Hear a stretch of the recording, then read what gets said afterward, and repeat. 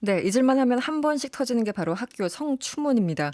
오늘은 충북의 한 중학교 여교사가 이 남학생 제자와 성관계를 했다는 사실이 알려졌는데요. 학교가 이 교사를 수세 의뢰했지만 경찰은 무혐의 처분을 내렸다고 합니다. 어떻게 된 걸까요? 그래서 이분 모셨습니다. 신유진 변호사 나와 계십니다. 어서 오세요. 안녕하세요. 네, 신유진 변호사입니다. 뵙고 싶었습니다. 네, 감사합니다. 목소리만 듣다가 얼굴 네. 오늘 처음 보네요. 네. MBC 저희 방송 처음이신가요? 네, 라디오 방송 처음입니다. 아, 그렇군요. 네.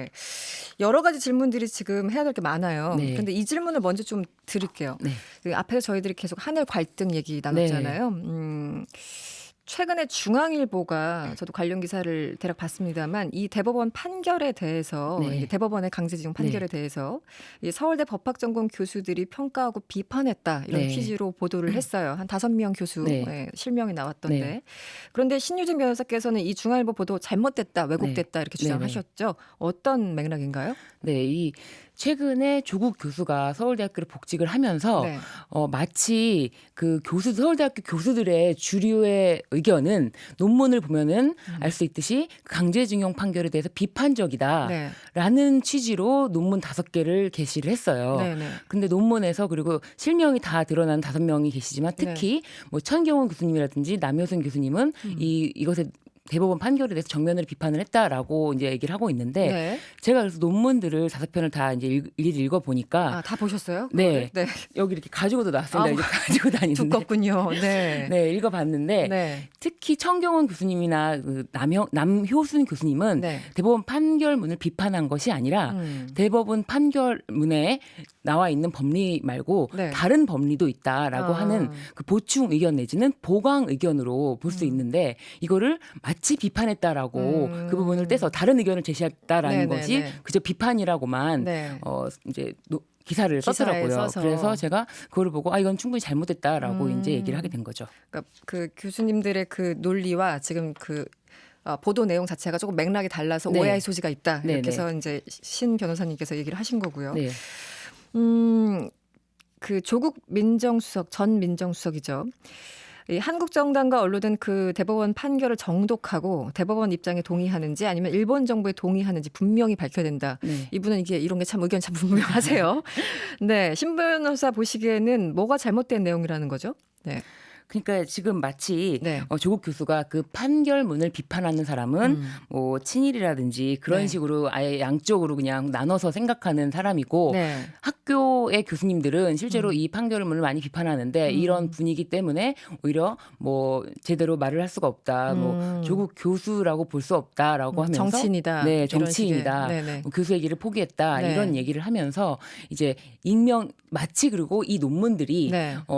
서울대 교수님들의 주류 의견인데 이게 마치 최근에 2018년도에 판결이 나온 직후에 쓰여진 논문 같지만 2013년도에 발표된 논문입니다. 아, 13년도에요? 예, 2012년도에 최초의 네네. 그 강제징용에 관한 그 파기환송심 대법원 판결이 네네, 있었을 때 맞습니다. 그때 연구 발표된 논문이어서 네.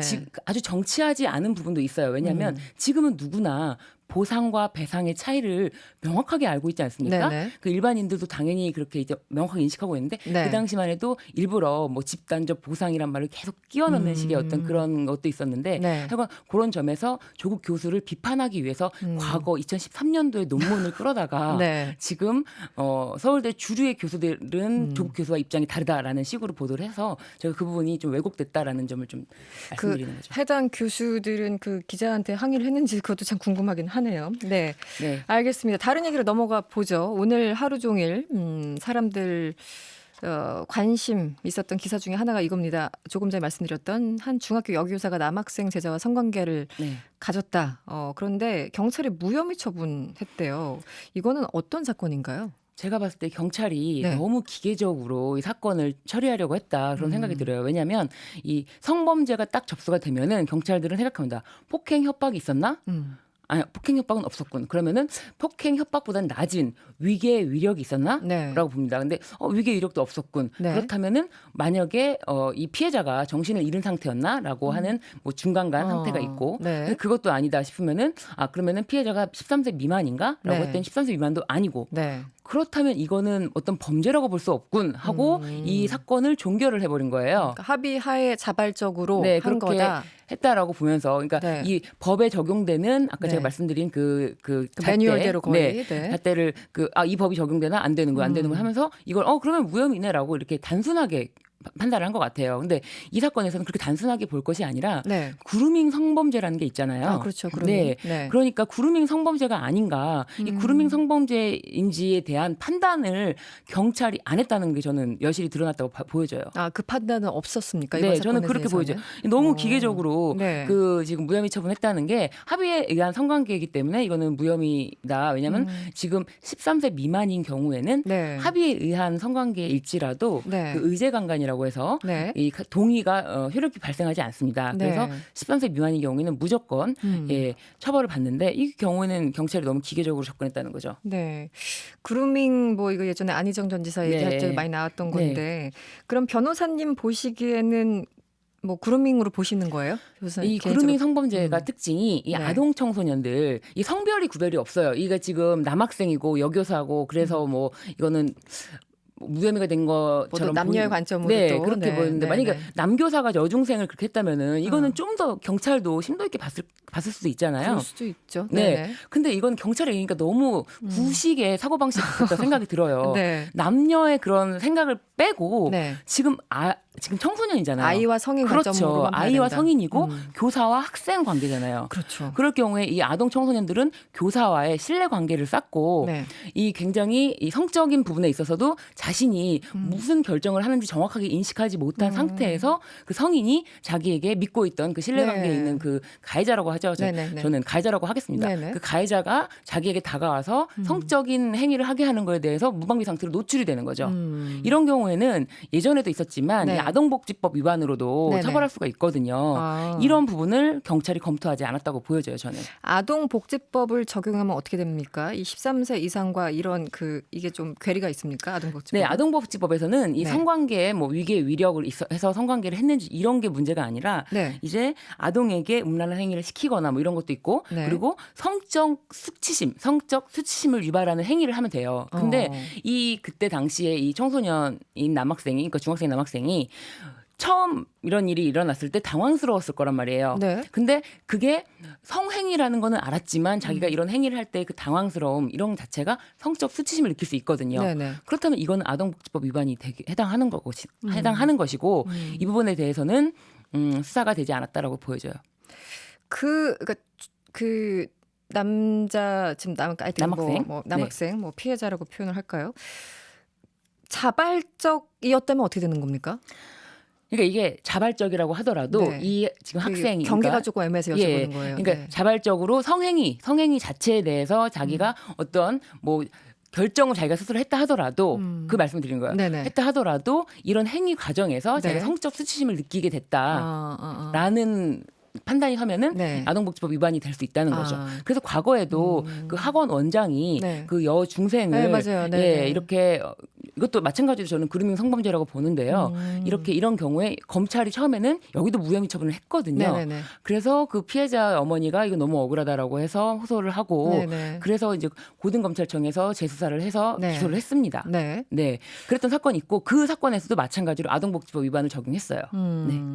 그럼 경찰은 그냥 너무 기계적으로 또 구식으로 했다. 네, 아까 저는 말씀을 그렇게 생각합니다. 드렸는데 네. 그러면 네. 이렇게 문제제기가 있으니 네. 뭐 경찰이나 검찰이 다시 수사를 할 수 있어요? 어떻습니까? 네, 할 수 있습니다. 지금 이게 뭐 법원의 판결이 있었던 게 아니고 일사부재리 이런 것도 아니기 때문에 네. 네, 다시 수사를 해서 이 부분에 대해서 다시 아동복지법으로 기소를 할 수가 있습니다. 네. 알겠습니다. 네. 그리고 이것도 궁금한데요. 오신 김에 이것저것 네. 다 물어봅니다. 네. 지금. 네. 이 호날두 노쇼 사태로 네. 전 국민이 분노했잖아요. 네, 네, 네. 경찰이 오늘 초청 주관사죠. 더 페스타에 대해서 압수수색을 했습니다. 네. 수사가 이제 본격화되는 겁니까? 네, 수서경찰서에서 네. 이 사건을 더 페스타 그리고 유벤투스 구단 네네. 그리고 축구 선수 호날두 이렇게 모두 고발장을 받은 거예요. 네네네. 그래서 각각. 네. 네네. 그러니까 사실은 공동 정범이라고 봐야죠. 네네네. 이 범죄에 대해서 서로 같이 다 조금씩 책임이 있다라고 네. 이제 그렇게 해서 고소를 했겠죠. 근데 이게 조금 재밌는 게 이 기망에 의해서 재물을 편취했느냐 네네. 그 부분에 대해서 수사를 하다가 더 페스타가 네. 지금 이 사람들은 기망에 의해서 이거를 재물을 그러니까 즉 그 티켓을 구매하게 할 수 있었겠다라는 네. 판단이 섰기 때문에 압수수색까지 들어갔다고 보여집니다.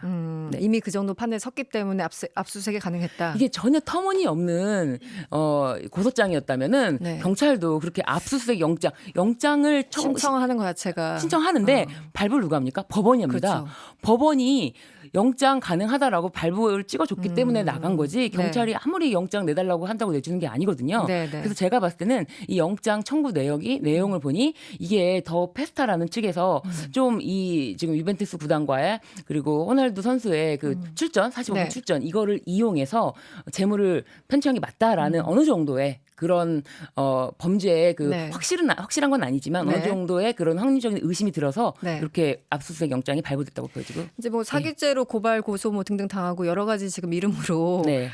지금 고소고발 당하고 있는데 변호사님 보시기에 전반적으로 이번 사건은 누구 책임이 가장 큰가요? 그리고 사기가 적용이 확실히 되는 이 겁니까? 사건은요. 네. 예, 이 사건은 첫 번째 이 더 페스타가 이 호날두라는 지금 우리나라에 지금 이 사건이 벌어지기 전에 엄청나게 인기가 많았던 선수 아닙니까? 네. 그 호날두가 45분을 뛴다는 사실 그런 거를 약속할 수가 없어요. 축구 선수가 운동 선수가 네. 운동 출전 자체를 당일날 알 수 있는 거 아닌가요? 이거에 대해서 컨디션. 근데 컨디션 네네. 때문에라도 그런데 이거를 마치 굉장히 자기의 그 티켓 판매 홍보를 적극적으로 하면서 이거는 받아냈다. 그리고 네. 마치 그 뒤에도 인터뷰한 거 보니까 뛰지 않을 경우 위약금 조항까지 있다라고 네, 하면서 네. 이걸 엄청나게 강하게 어필했어요. 네네. 이게 잘못이죠. 첫 번째. 그리고 두 번째 잘못은 이 축구 선수 호날두예요. 네. 호날두가 네. 집에 가서 네. 집에 들어오니 좋다 이러면서 네. 운동하는 사진을 게시했다는 거는 네. 우리 축구 지금 팬들을 네. 지금 굉장히 마치 조롱했다는 기분이 들고 무시당했다는 기분도 들고 네. 그렇기 때문에 이거는 가만히 넘어갈 수는 없겠다라는 이런 분위기까지 형성이 된 거죠. 네. 네. 법적으로 봤을 때 누군가가 처벌을 받긴 받습니까? 더 페스트가 제가 봤을 가장 때 유력합니까? 더 네. 페스타가 이제 계속 인터뷰하는 걸 들었는데 네. 지금 출국 금지 조치까지 됐습니다. 네네네. 지금 그래서 수사를 해봐야 알겠지만 그 마지막 인터뷰 때까지는 마치 우리는 할 걸 다 했고 우리는 네네네. 최선을 다해서 유학금 조합까지 넣고 네. 우리 잘못은 전혀 없다라는 식의 어떤 그런 태도 네. 이런 것들이 끝까지 가봐야 알겠지만 좀 네. 많이 아직은 밉상이다. 밉상이다. 네. 예, 변호사님 팬이 이미 많네요. 예. 0365번님 신유진 변호사님 우상이 신동엽? 예? 우상이 신동엽이라고요? 네네네. 그리고 정은경님 MBC 개그맨 시험 보신 성대모사에 특화된 신 변호사님 이정재 관상 성대 부탁드려요. 어머나. 제가 도대체 무슨 일을 하신 거예요? 네네. 네. 저기 대학 시절에 네. 그 MBC 개그맨 공채 시험에 네. 진짜요? 네, 시험을 바로 와서 시험을 봤는데 네. 개그맨 문턱이 너무 높더라고요. 그래서 몇 년에 보신 거예요? 한 번 봤죠. 한 번 봤는데 그때 저는 사람들이 저한테 하도 웃기다 그래서 네. 그거를 이제 봤는데 딱 떨어지는 바람에 네. 그 뒤로 제 우상이 신동엽 씨가 됐죠. 정말 네. 대단한 사람이다. 그러면은 성대모사를 마지막으로 인사 듣겠습니다. 성대모사는 지금 시간이 다 되지 않았나요? 다 됐습니다. 친애하고 존경하는 여기까지만. 네, 감사합니다. 네. 고맙습니다. 신유진 변호사였습니다. 네. 여러분의 퇴근길을 꽉 채워드립니다. 평일 저녁 6시 5분 이승원의 세계는 그리고 우리는